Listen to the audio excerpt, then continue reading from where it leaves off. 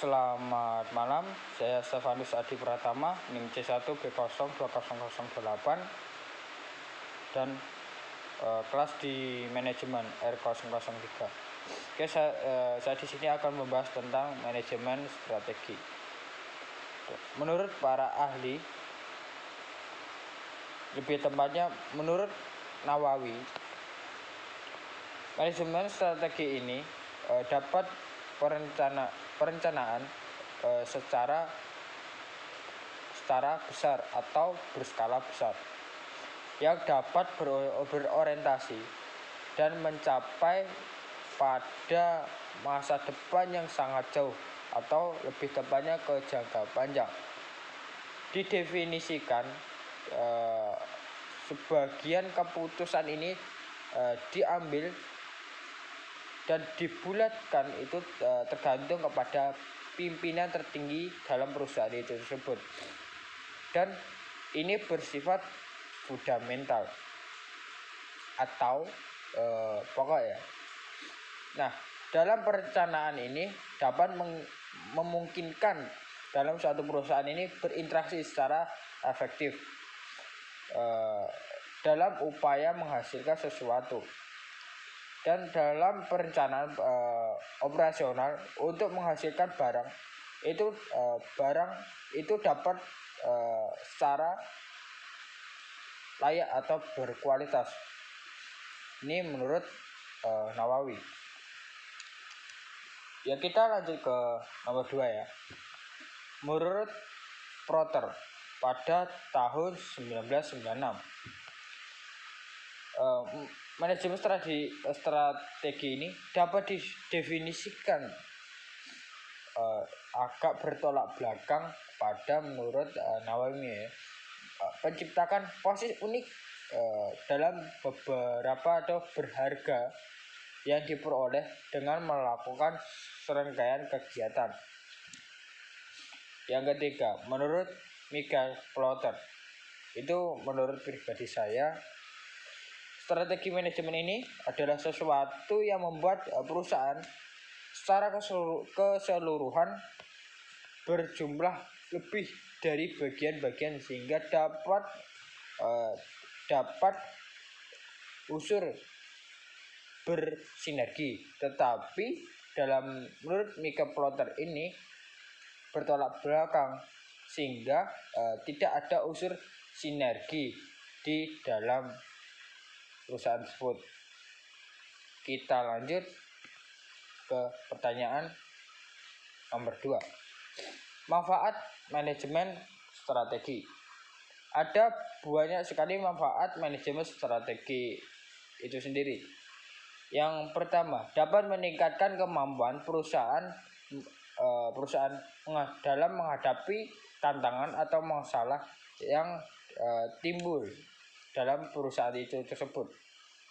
Itu yang pertama. Yang kedua, dapat minimalisir masalah yang ada atau menghambat perjalannya tujuan perusahaan itu sendiri. Itu pun secara internal maupun eksternal. Itu yang kedua. Yang ketiga, dapat menciptakan organisasi yang lebih efektif atau lebih baik dan bersifat efisiensi dalam melakukan organisasi dan perusahaan tersebut. Yang keempat, dapat menghasilkan keputusan terbaik untuk perusahaan itu tersebut, dengan catatan perusahaan dan organisasi itu strukturnya tidak jauh beda, melainkan perbedaan itu sedikit, produk dan jasa. Itu menurut pribadi saya. Mungkin ini untuk tambahan kita semua. Kita lanjut ke soal nomor 3 ya. Nomor 3 ini nomor 3, proses yang dilalui dan dalam menerapkan manajemen strategi. menurut saya itu ada 3 macam. Yang pertama, dalam menerapkan manajemen strategi ini dibutuhkan tahapan-tahapan tertentu. Yang pertama, perumusan strategi. Dalam perumusan strategi ini dapat mengembangkan tujuan kita ke depan atau visi dan misi perusahaan kita. Dapat mengidentifikasi peluang dan ancaman eksternal maupun internal, dan dapat menentukan kekuatan dan kelemahan perusahaan kita. Dari segi mana kelemahan perusahaan kita ini. Nah, itu beberapa perumusan ya. Oke, ini ada, kalau nggak salah saya ingat itu ada 3. Yang kedua, pelaksanaan strategi. Tahap ini mengharuskan perusahaan untuk menetapkan sasaran. Nah, dalam menetapkan sasaran ini dapat membuat kebijakan atau motivasi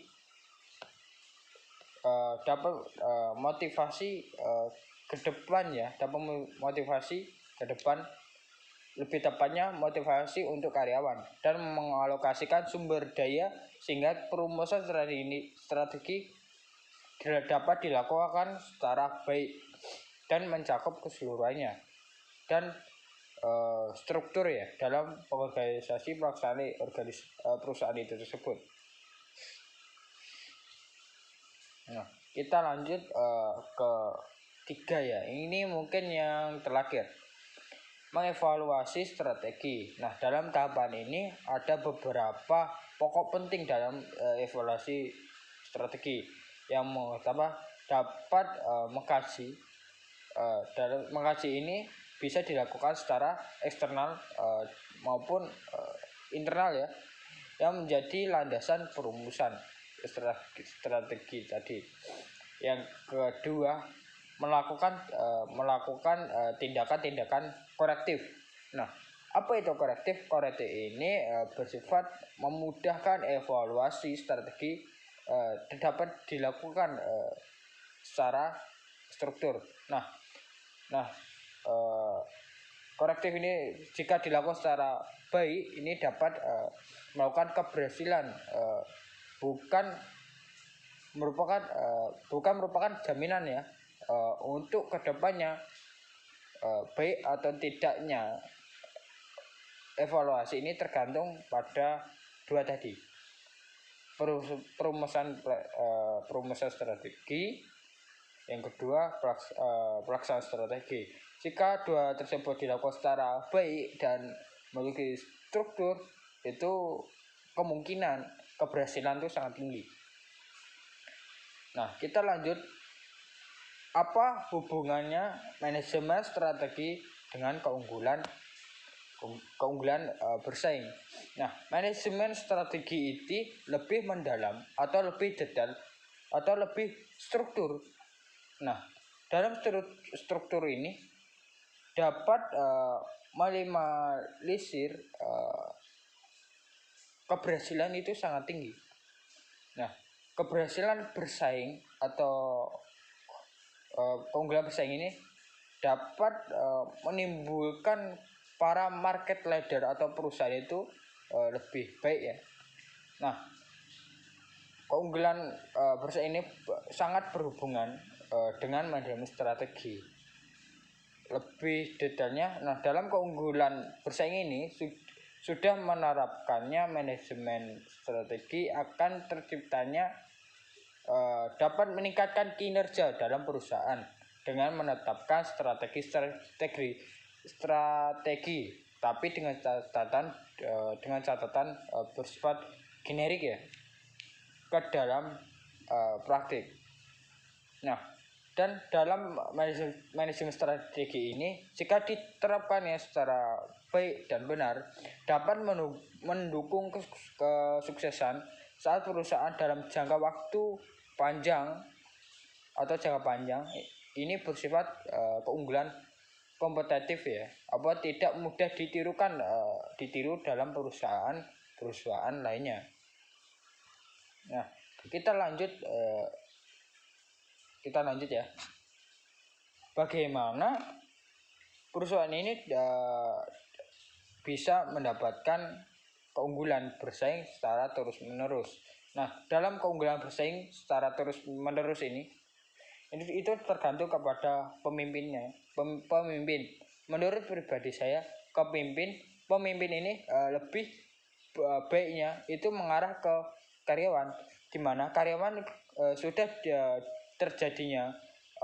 diberikannya motivasi kepada pemimpin. Ini akan terjadinya produk dan jasa yang sangat memuaskan atau sesuai harapan pemimpin itu sendiri, dan dapat memberdayakan karyawan secara baik. Itu nilai positif dari pemimpin tersebut, di mana para pemimpin sudah menghargai karyawan, itu memiliki dampak yang sangat besar dalam perusahaan tersebut. Saya mengingatkan dalam perusahaan karyawan itu adalah aset. Nah, bagaimana pemimpin dapat menjaga aset-aset itu secara utuh atau jauh lebih baik daripada sebelumnya. Nah, dalam terjadinya motivasi ini dan dapat dilengkapi dengan terjadinya inovasi. Nah, jika inovasi ini dilakukan secara terus-menerus, diperbarui secara terus-menerus, nah para pelanggan ini dapat kepuasan tersendiri, di mana produk yang diharapkan itu sesuai ekspektasi daripada realita. Nah, itu yang kedua. Yang ketiga, dapat ciptakan loyalitas merek, di mana loyalitas merek ini dapat mempertahankan merek atau produk yang kita jual, atau levelnya stabil, tidak naik turun. Contohnya pada produk iPhone, dia mengejar ke market dan konsumen kelas menengah ke tinggi ya. Itu saya memberikan contoh sedikit. Nah, kita lanjut saja. Jelaskan, ini kan pertanyaannya ya. Jelaskan strategi bersaing dasar yang dikemukakan oleh Michael Porter. Nah, yang saya ingat Michael Porter ini ada 3 ya. Yang pertama, strategi analisis. Mungkin ini tidak urut ya, tetapi mari kita bahas bersama. Strategi analisis. Nah, dalam strategi analisis ini dapat membentuk hubungan bisnis baru dengan pelanggan, pesaing, pemasok atau konsultan. Nah, hubungan ini bisa berupa manajer. Nah, itu kan analisis strategi yang bisa digambarkan dalam perusahaan itu tersebut ya. Nah, dalam perusahaan manufaktur akan perjanjian distribusi ini antara pelaku usaha dengan mitra dagangnya itu lebih baik jika dilakukan strategi analisis. Yang kedua, strategi pertumbuhan. Secara signifikan memperluas kapasitas perusahaan, itu menghasilkan produk dan jasa yang sangat baik, di mana ekspansi ke pasar global itu sangat besar dan dilakukannya verifikasi ke dalam produk dan jasa yang terbaru agar terjadinya secara terus-menerus atau mengintegrasikan ke dalam produk dan jasa itu sendiri, akan pesaing itu akan memiliki ketangguhan tersendiri. Yang ketiga itu strategi inovasi. Dalam melakukan strategi inovasi itu sendiri dapat menemukan cara baru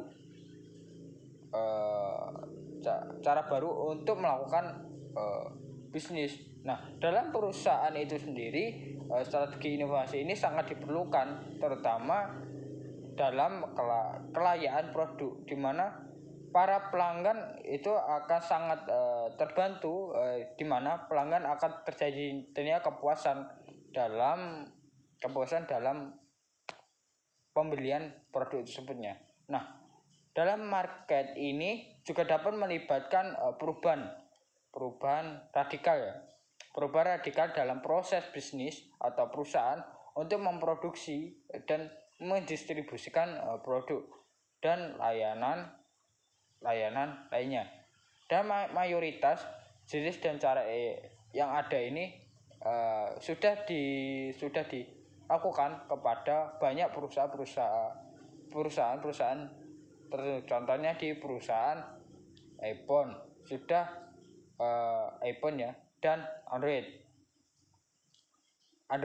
ini sudah menerapkan strategi inovasi ini, di mana Android sudah melakukan inovasi, sudah mengalahkan Nokia dan lainnya, BlackBerry itu sebagai contoh saja. Ini penjelasan dari saya, kurang lebihnya, dan tutur kata saya yang salah saya minta maaf. Jika ada yang kurang berkenan di hati kalian, saya minta maaf yang sebesar-besarnya. Nah, dalam melakukan pertambahan materi ini, semoga dapat menambah wawasan dan pengetahuan kita semua. Mungkin dalam penjelasan saya ini kurang singkat ya, terlalu panjang lebar. Nah, semoga besok ini saya akan mengusahakan cara menjelaskan secara detail atau singkat. Kalau dijelaskan secara detail, ini video akan terjadinya sangat panjang.